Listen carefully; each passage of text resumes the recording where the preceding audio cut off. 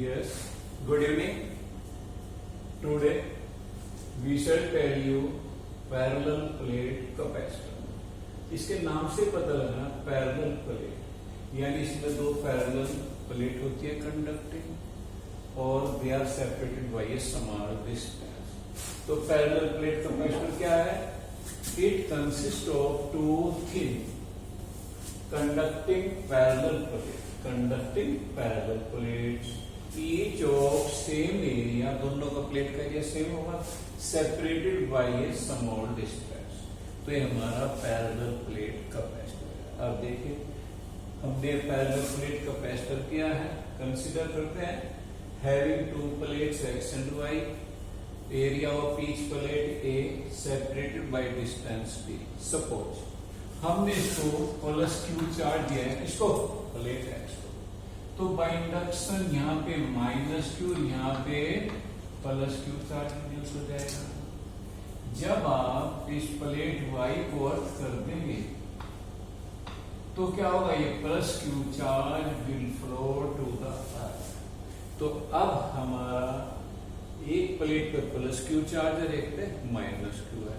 तो हम अब ये नहीं कहेंगे कि एक प्लेट पर प्लस क्यू एक पर माइनस क्यू, हम कहेंगे charge on the capacitor Q. It means one plate has plus Q, other plate has minus Q. और आपसे पूछ ले कि what is the net charge on the capacitor, तो क्या जाएगा? 0. चलिए अब surface charge density Q upon A, electric field between the plate sigma upon epsilon not, और Q upon A epsilon not. ये इलेक्ट्रिक फील्ड प्लेट्स के centre part में uniform होगा, एजेस पे नॉन यूनिफॉर्म होगा, और प्लेट्स के बाहर ये इलेक्ट्रिक फील्ड की वैल्यू आपको बताई थी 0 होती है. चलिए अब potential difference between the plates में ध्यान से सुने. Potential difference between the plates of capacitor क्या आएगा? V equal to E not into D, V equal to E not Q upon A epsilon not into D. ये आ गया potential difference between the plates of capacitor. और capacitance C Q upon V, C या C not लिख लेते हैं क्योंकि plates के बीच में एरिया ये एयर है मीडियम. तो Q V की value Q into D A epsilon not. Q से Q कैंसिल, तो A epsilon not upon D.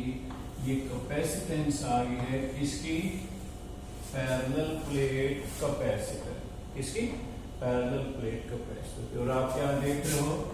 ये कैपेसिटेंस एरिया के डायरेक्टली है, डिस्टेंस बिटवीन द प्लेट्स के इनवर्सली है, nature of the medium between two plates के ऊपर भी डिपेंड करता है. तो ये था हमारा parallel plate capacitor.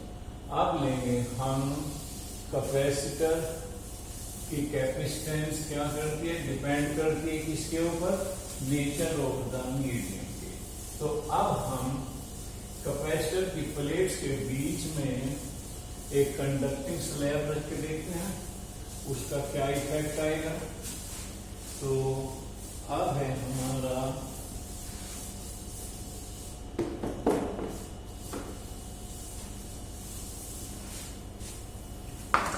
Capacitor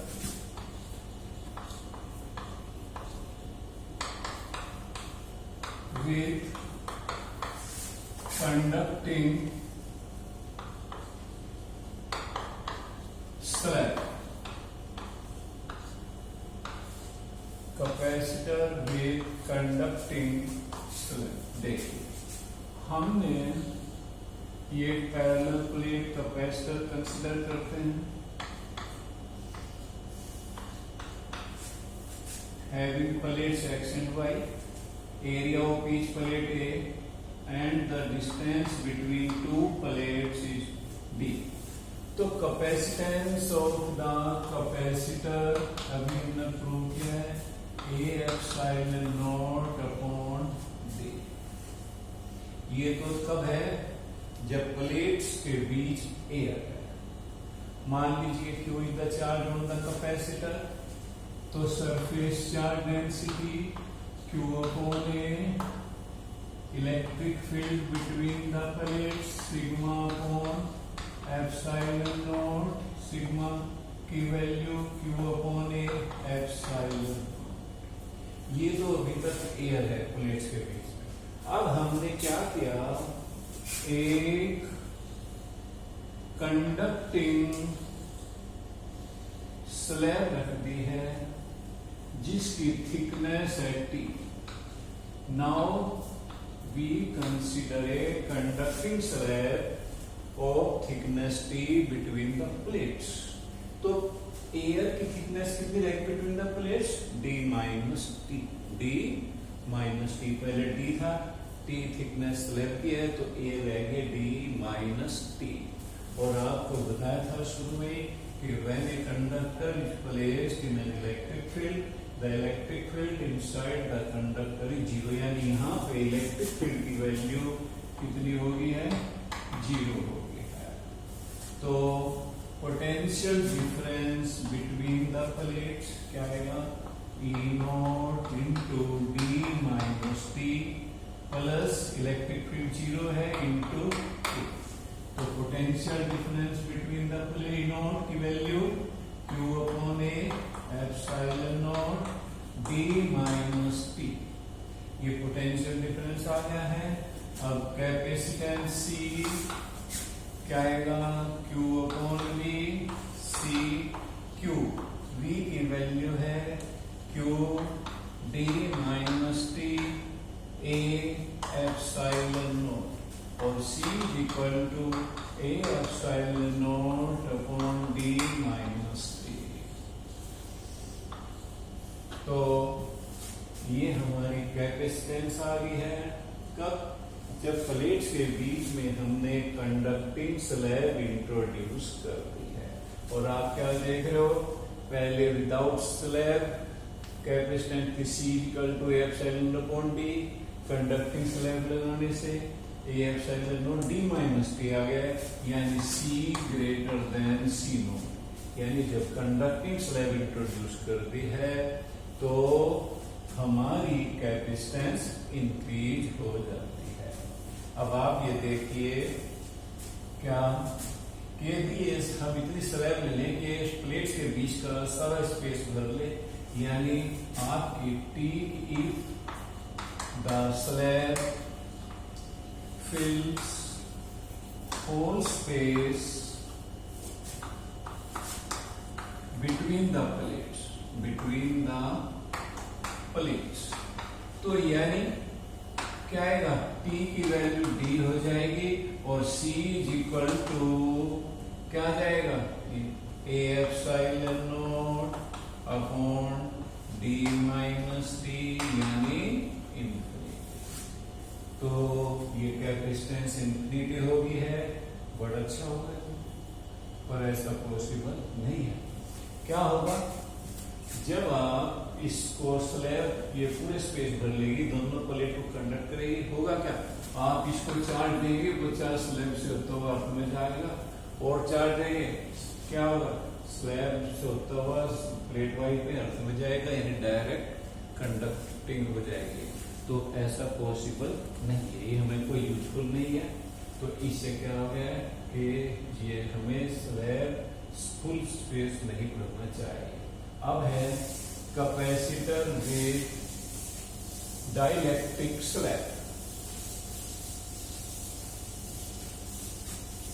capacitor with dielectric slab.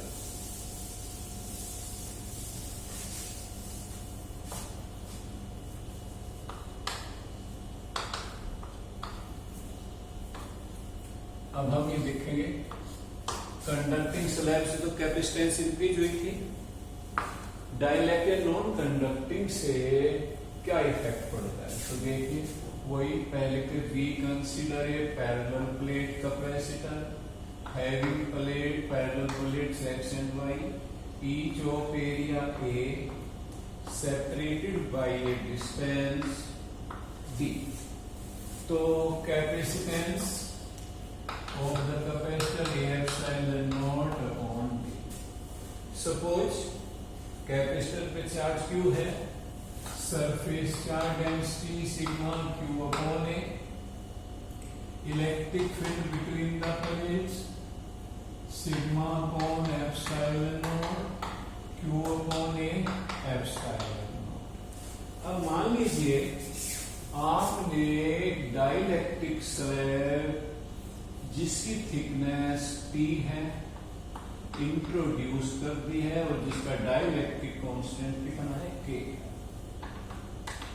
तो thickness of the air between the plates कितनी रहेगी? D माइनस T पहले तरह से। और आपको ये भी बताया था जब कोई डाइलेक्ट्रिक स्लैब प्लेट्स के बीच में रख देते हैं किस इलेक्ट्रिक फील्ड में, तो इलेक्ट्रिक फील्ड की वैल्यू कितनी हो जाती है? Equal to E not upon K यानी 1 अपॉन K टाइम्स। तो अब देखिए यहाँ पे तो फील्ड E नॉट रहेगा और यहाँ पे क्या जाएगा? E equal to E not upon K आएगा। तो electric field between the inside the slab क्या आएगा? E नॉट अपॉन K और E नॉट की वैल्यू है Q upon A epsilon not K। अब potential difference between the plates क्या आएगा? बाहर इलेक्ट्रिक फील्ड E नॉट है और एयर की थिकनेस कितनी है? D minus T। स्लैब के अंदर इलेक्ट्रिक फील्ड कितना है? E नॉट अपॉन K है। स्लैब की थिकनेस T है। V equal to E not common D minus T plus T upon K। V equal to E not की value Q upon A epsilon not into D minus T plus T upon K। ये potential difference आ गया between the plates of a capacitor. अब capacitance देखते हैं कितनी है? C equal to Q upon V।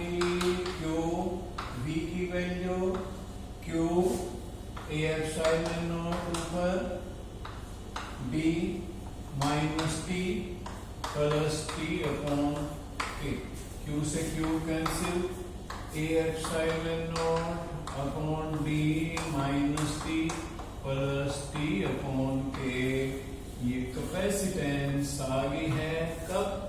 With dielectric slab. इसके साथ आई है विद डाइलेक्ट्रिक स्लैब। और हम देख रहे हैं ये कैपेसिटेंस भी ग्रेटर देन है किससे? C नोट से। तो बात क्या देख रहे हो?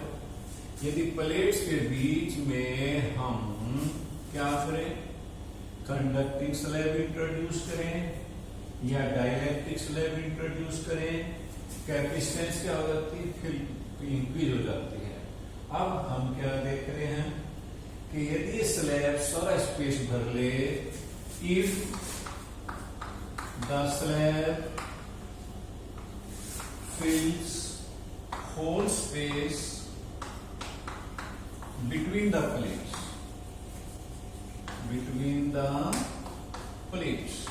तो क्या होगा? आपकी T की वैल्यू D हो जाएगी और C equal to A epsilon not D minus D plus D upon K। D से D कैंसिल, या C equal to A epsilon not D into K, या C इक्वल टू ये C not की value into K।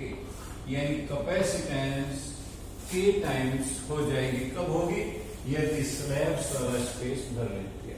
और यहीं से आप dielectric constant की डेफिनेशन दे सकते हैं K equal to C upon C not. तो क्या कहेंगे?